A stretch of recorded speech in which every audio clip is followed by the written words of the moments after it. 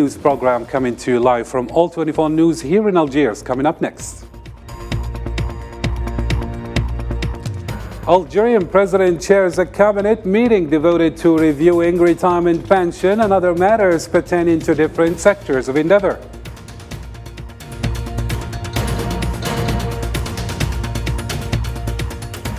President Tebboune received Syrian Foreign Affairs Minister Faisal al-Miqdad, bearing a message from Syrian President Mr. Bashar al-Assad.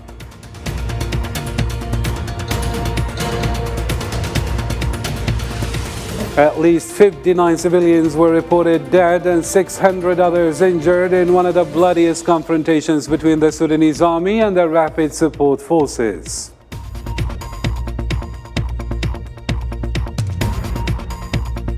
Also ahead in our news, the G7 ministers will start meeting sessions about fears over nuclear war in Ukraine, China's military moves around Taiwan, and North Korea's unprecedented run of missile testing.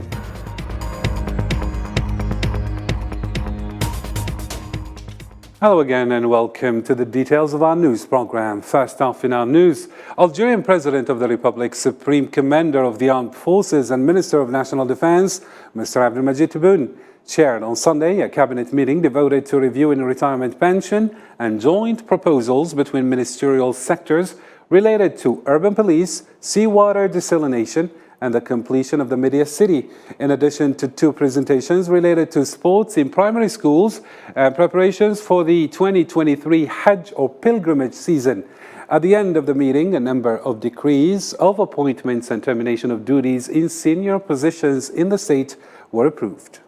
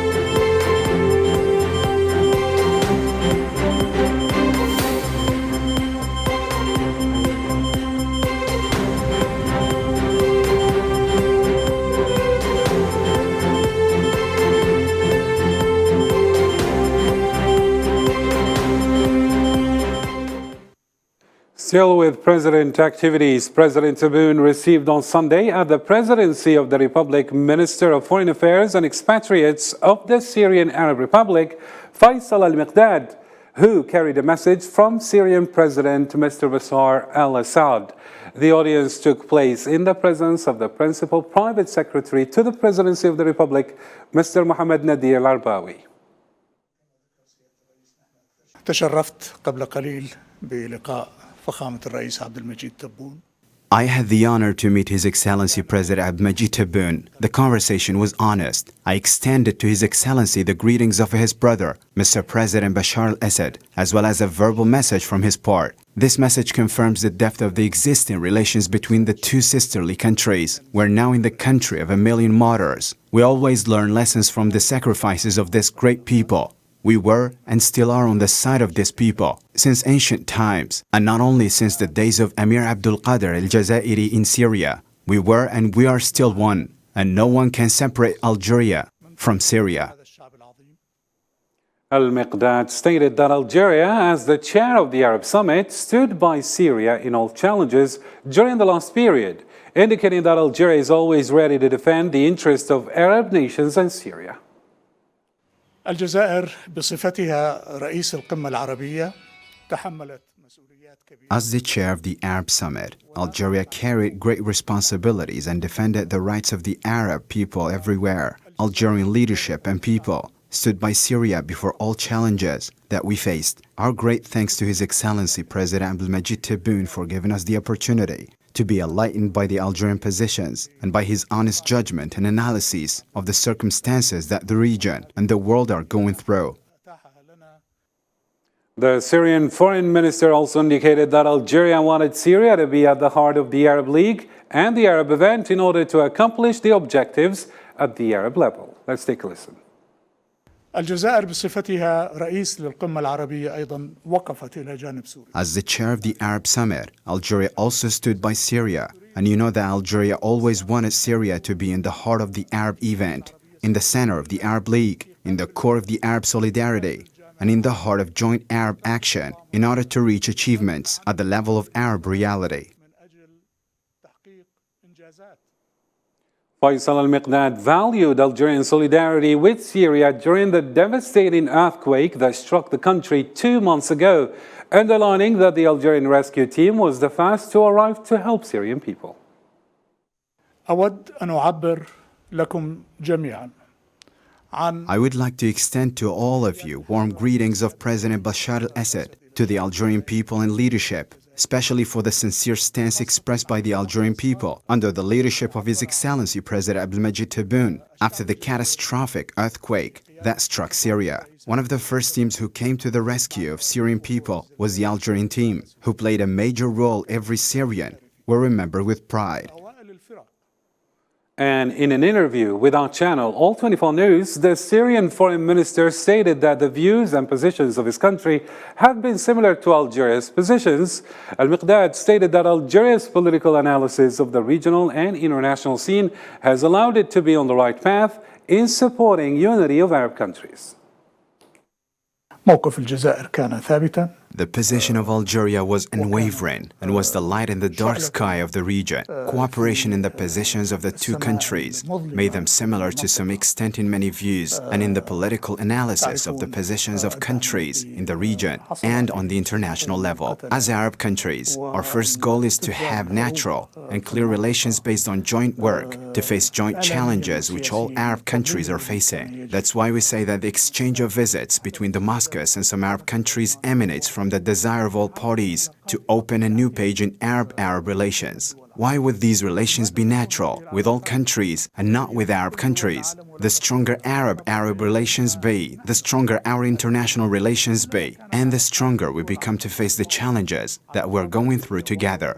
كانت علاقاتنا الدولية أيضا قوية وكلما كنا قادرين على مواجهة التحديات التي نمر بها سويا. For decades, Algerian-Syrian relations have resorted to history and principles to form exceptional bonds, supported by a firm Algerian position regarding the crisis that ravaged Syria over the past decade and Algeria's predominance in providing humanitarian support and breaking the siege imposed on the country during the recent devastating earthquake disaster. The report is signed by Zahra Farjani. Algeria and Syria's relations are always described as solid, based on history and principles shared between the two countries. Algiers and Damascus, which share a steadfast position against the Zionist occupation, have known pivotal stations. Syria opened its ammunition for the National Liberation Army during its war for independence and refused to impose a visa on Algerians during the dark decade. And Algeria, for its part, provided great assistance to Syria and remained supportive to Damascus in the midst of its political and security crises. Algeria had reservations about the decision to suspend Syria's membership in the League of Arab States at the end of 2011, following the events of the so-called Arab Spring, and maintained its diplomatic relations with Syria without significant interruption. Algeria also refused to give Syria's vacant seat to rival opposition factions loyal to the outside, and after that, it sought to restore the Syrian Republic to its natural surrounding in the League under the slogan of Arab reunification, without deviating from its belief in respecting the sovereignty of states and not interfering in their internal affairs. Algeria not only broke the Arab diplomatic isolation on Damascus, but also during dire humanitarian crisis, it overlooked breaching the American Caesar Act and was the first to lift the economic blockade imposed on Syria, providing assistance to its people from their ordeal following the devastating earthquake that struck the country about 2 months ago. A forward-looking view that made Algeria in the recent past the subject of criticism by some parties. The same sides are now praising the Algerian approach in moving towards an inter-Arab solution to the crisis in Syria by involving all actors in the country without exclusion or marginalization. Syrian Foreign Minister Faisal al-Miqdad will arrive in Tunisia today, Monday, on an official visit at the invitation of his Tunisian counterpart. The Tunisian Ministry of Foreign Affairs said, through its official Facebook account on Sunday, that al-Miqdad's visit would enhance Damascus's openness to the Arab world. Syria and Tunisia announced in a joint statement a few days ago the reopening of the Syrian embassy in Tunisia and the appointment of an ambassador to Damascus during the next few years. To a different story now, Secretary General of the Algerian Ministry of Foreign Affairs, Mr. Ammar Belani, received on Sunday his French counterpart, Ms. Anne-Marie Decoux, as part of a political consultation between Algeria and France. A statement by the Algerian Foreign Ministry indicated that the two sides reviewed bilateral relations and prospects for enhancing cooperation between the two countries. The talks between the two sides also touched on a number of regional and international issues of common concern. A statement from the Algerian Foreign Ministry expressed Algeria's deep astonishment at the casual and thoughtless decision of the chairperson of the African Union Commission, Mr. Moussa Mohamed Faki, to receive the so-called credentials of a Moroccan diplomat falsely presenting herself as permanent representative of the Arab Maghreb Union to the African Union. The communiqué adds that this irresponsible behavior is particularly unacceptable as it comes after the pressing demarches of the Algerian authorities to the Commission of the African Union in order to consider this alleged appointment irrelevant.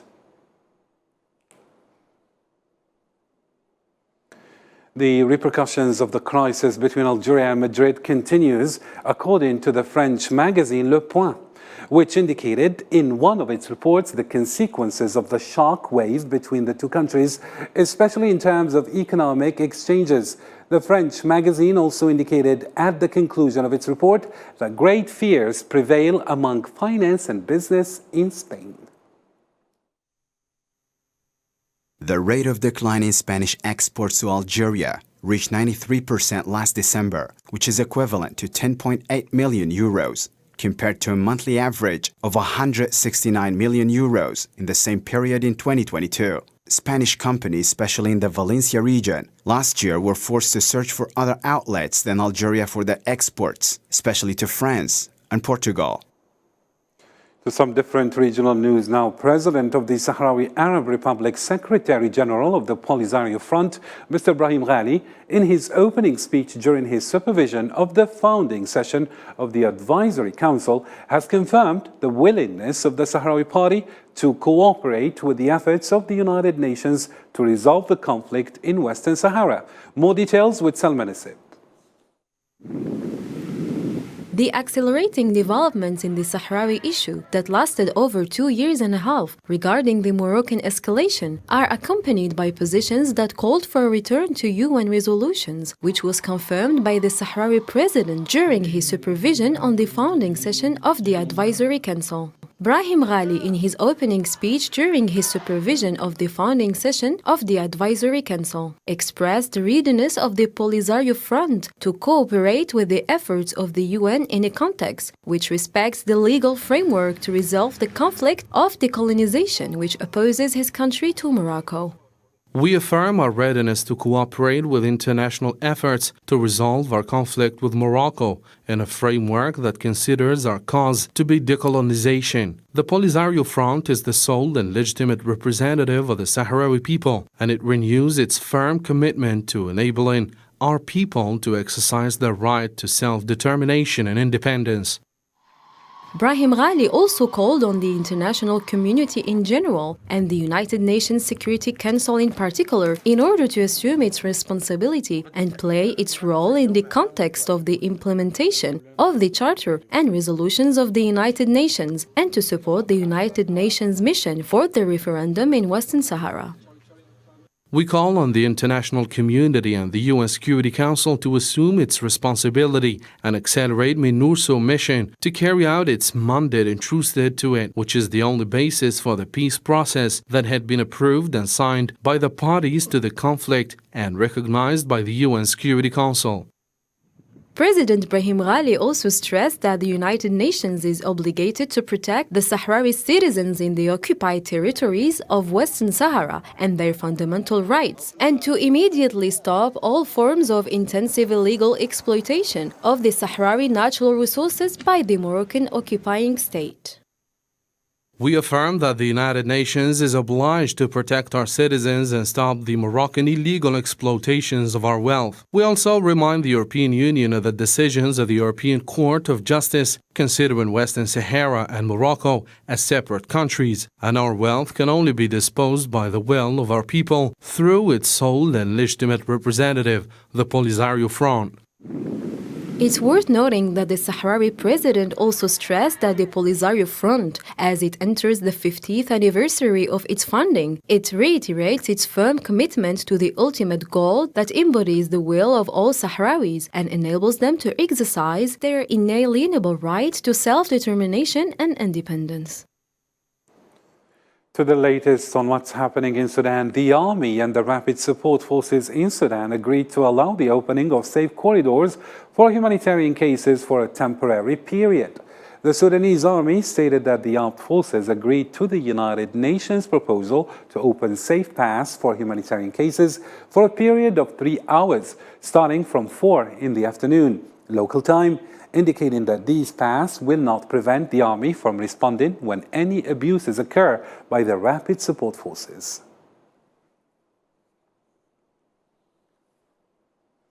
Moving on, but still in Sudan, at least 59 civilians were reported dead and 600 others injured in one of the bloodiest confrontations between the Sudanese army led by Abdel Fattah al-Burhan and the rapid support forces. The armed confrontation left many humane and material losses in the Sudanese capital, Khartoum, as plumes of smoke were seen in the city's sky for the second day in a row. The sounds of gunfire and heavy artillery reverberate across Sudan's capital, Khartoum, for a second day as doctors say at least 59 civilians have been killed, including 3 UN workers and 600 injured in fighting between the army and a powerful paramilitary force. The situation in Sudan is really critical since yesterday morning. The clashes between the rapid support forces and the armed Sudanese forces are still continuing here in Sudan. Now the fighting is still going, the clashes are still going. The Forces of Freedom and Change called on the leaders of the Sudanese army and the rapid support forces to stop the confrontations and return to negotiations after entering the second day of fierce fighting between the two rival forces in the country. For its part, the Peace and Security Council of the African Union announced a strong rejection of any external interference in Sudan that would complicate the crisis situation the country is currently witnessing. This comes at a time when Sudanese ambassador for the Arab League stated that Sudanese armed forces had retaken control of many areas in the country, as he stressed that Sudanese should be allowed to reach a settlement internally without foreign interference. The armed forces were on the lookout, engaged with them, and was able to take control of the situation and to turn back to the attacking forces. The armed forces was also able to achieve what is an embarrassing number of losses for the other side, but there are still a few more places left where the rebels had taken over in the cities near Khartoum. The fighting erupted on Saturday between army units loyal to General Abdel Fattah al-Burhan, head of Sudan's Transitional Governing Sovereign Council, and the paramilitary rapid support forces led by General Mohammed Hamdan Dagalo, known as Hamiti, who's deputy head of the council. It was the first such outbreak since both joined forces to oust veteran autocrat Omar Hassan al-Bashir in 2019 and was sparked by a disagreement over the integration of the rapid support forces into the military as part of a transition towards civilian rule.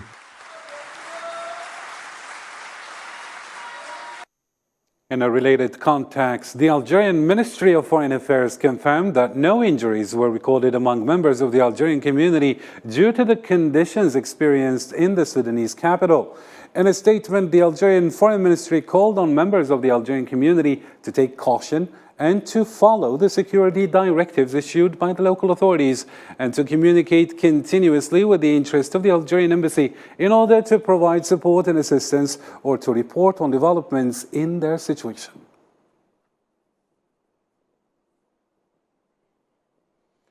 The Sudanese economy is collapsing due to numerous crises and conflicts.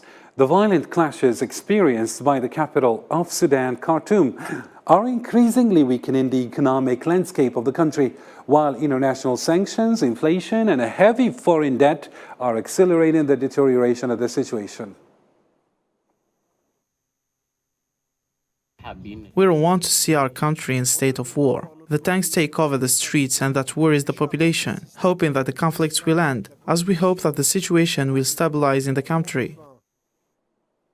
In Africa still, in Burkina Faso this time, and according to a statement from the government, 40 people were killed and 33 others were injured in a terrorist attack that targeted army and volunteer defense forces in the north of the country. To the Middle East now, 24 Palestinians were arrested by Zionist forces on Sunday from different areas in the occupied West Bank. There were 3 young brothers among the 24 arrested Palestinians after the search of their family home in the town of Silwan, south of the Al-Aqsa Mosque.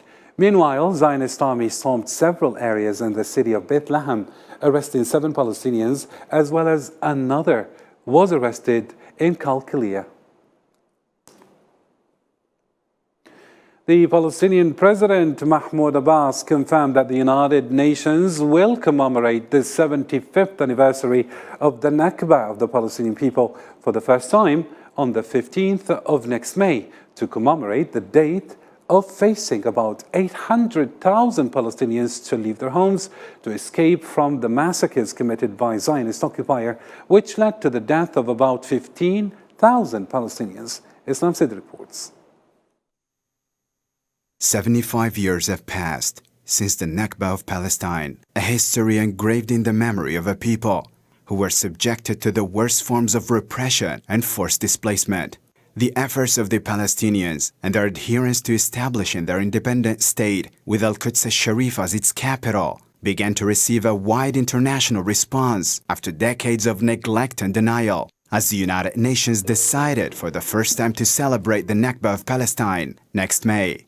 The Nakba of the 48th year was not confined to the person only, but it was a Nakba of a place and a story of a land whose people were expelled forcibly from it by committed massacres against thousands of citizens in Haifa and Deir Yassin, and destroying thousands of Palestinian villages and turning them into Jewish ones amidst an international silence. The anniversary of this year comes amid the ongoing Zionist attacks and violations against the Aqsa Mosque, its courtyards, and Muslim worshippers, especially during the holy month of Ramadan. Not only that, but their violations did not spare Christians who were prevented from reaching the Sepulchre Church in Al-Quds.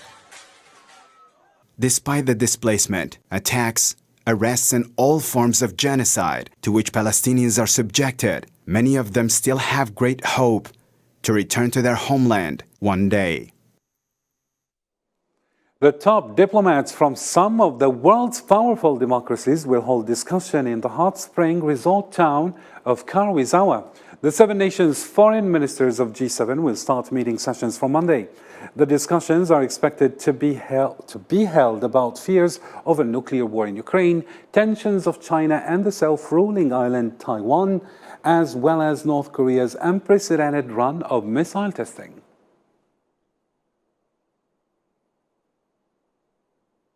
And with this, our news program comes to an end. For more, you can always visit our social media platforms. From me and the rest of the team, thank you for tuning in, and bye for now.